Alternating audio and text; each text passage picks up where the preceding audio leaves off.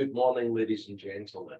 One of the things that I always find interesting about the services is you stand up and you've no idea, well, I have no idea what I'm going to talk about. And I find that to be not a test of faith, but more how I can react to the audience or the congregation that's with us today.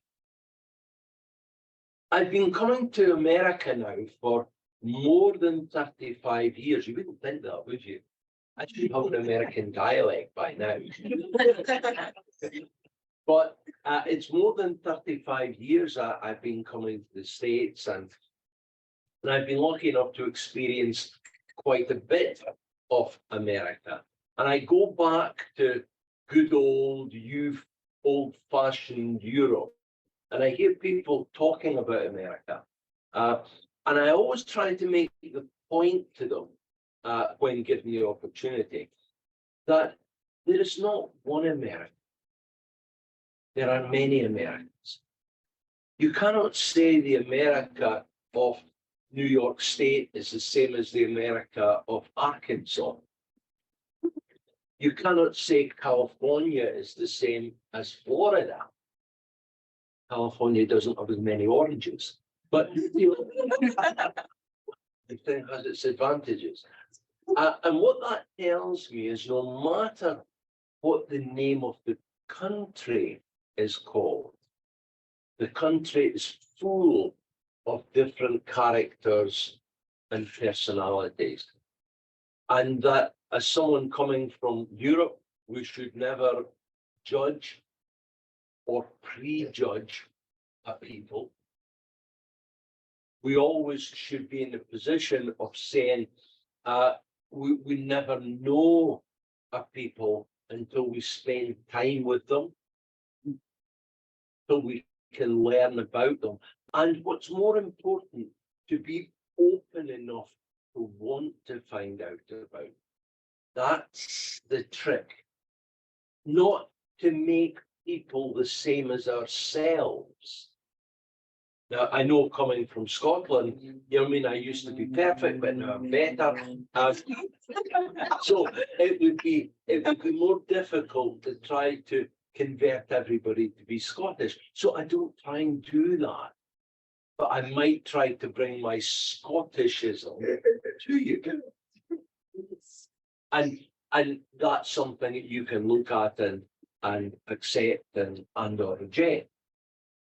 But the important thing is that in character and personality, you are who you are. It's not your job to be somebody different from who you are.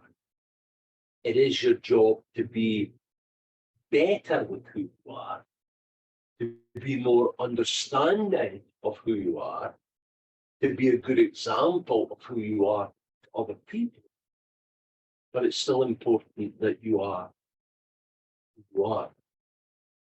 And I've learned this by traveling around the world, and I've been lucky enough as a medium to be able to travel around the world from South Africa to San Francisco and to meet people from different cultures.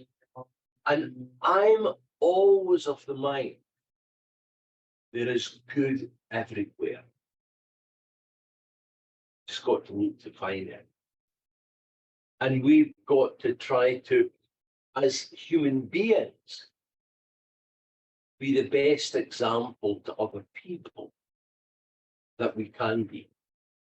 And we people who call ourselves spiritualists, and I'm proud to call myself a spiritualist. I come from a spiritualist family. My grandmother was a spiritualist for over 60 years. All of those kind of things. I come from that background. But that's not good enough. It's not good enough to have a label. What is good enough is for us to live that label, to be that example to other people that we think we represent. And never to do any harm purposely to anyone. Sometimes we make mistakes. That's called being human. You know, and that's okay, because sometimes I get the sense that we're put in this world to learn more from the mistakes that we make than the successes that we bring.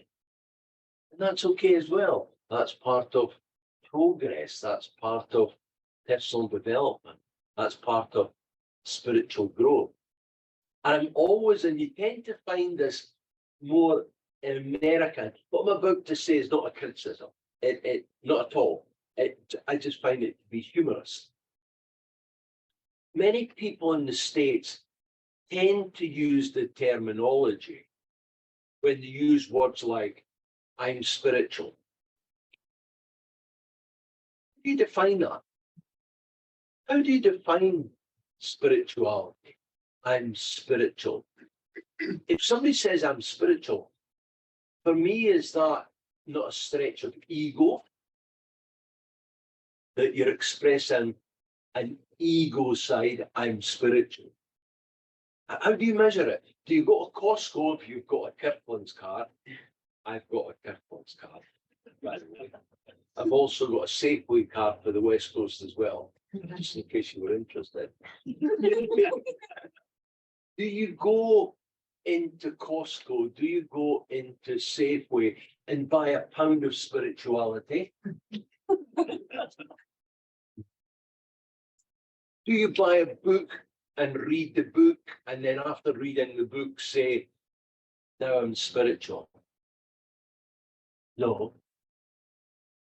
In my thinking, spirituality is something that other people recognize within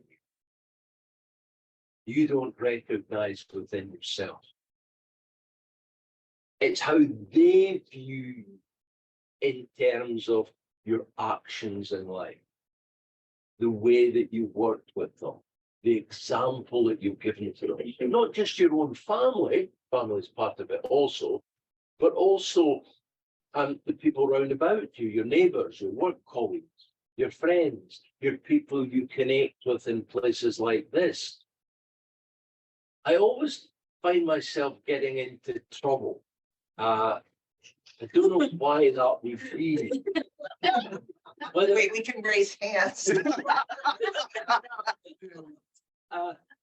If I wanted a comment on it, I would. But I'm always of the mind that we throughout the world have what we call spiritualist churches and spiritual centres. There are other religions, whether it's Christianity, Buddhism, Hinduism, Sikhism, Islamic, other religions throughout the world, and they've all got their places of worship, and people go there, whether it's a Sunday morning or a Friday night, and they kind of make their peace with God, and then they leave, and then they're a pain in the butt for the rest of the week after having left the building. In other words, what have they learned from that experience of that moment of sharing with God that they forget to take it with them? So in some ways, I would rather all the religions in the world were abandoned.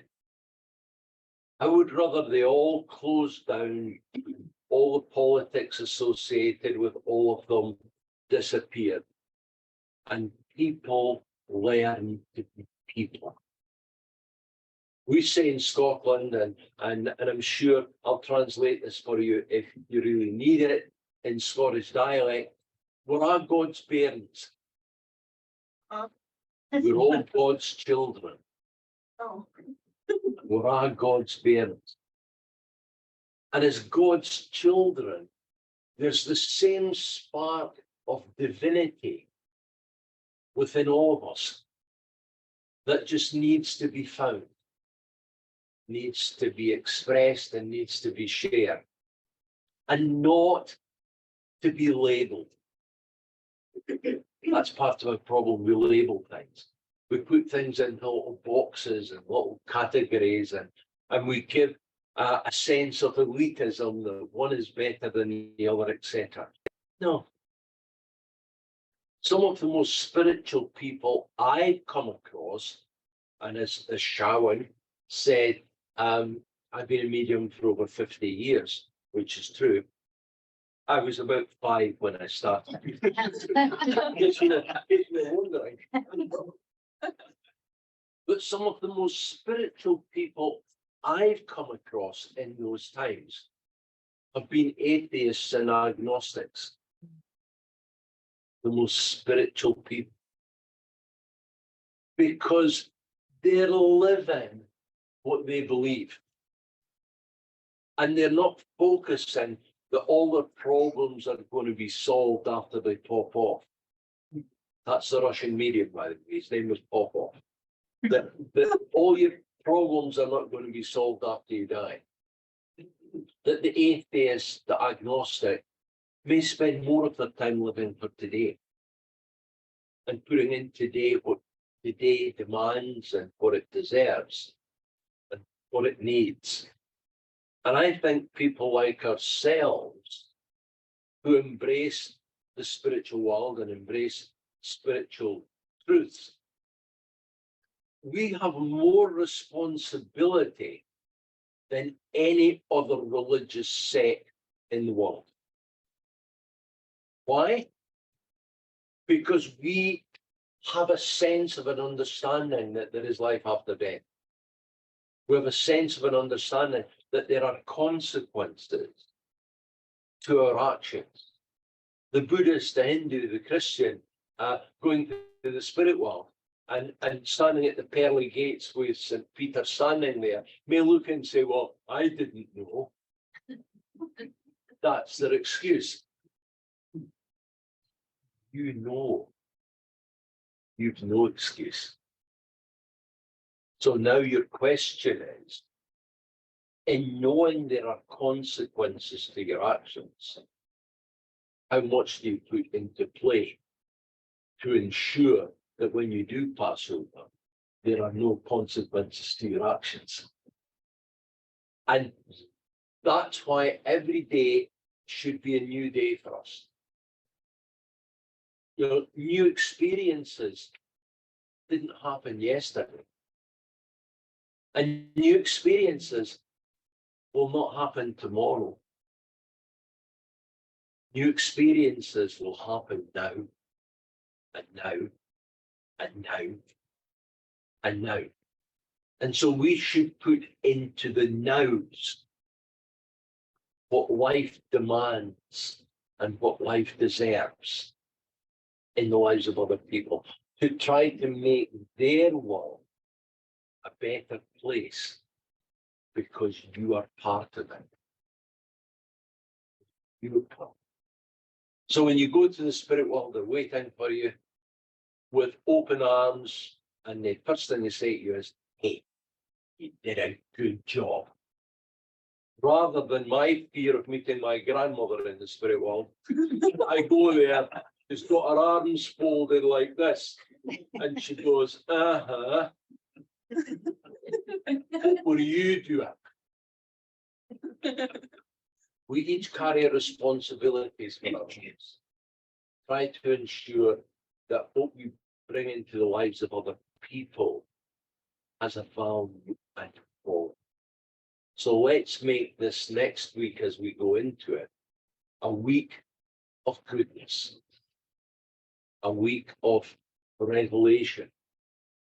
And okay, we're coming up for Valentine's Day, a week of love, but genuine love.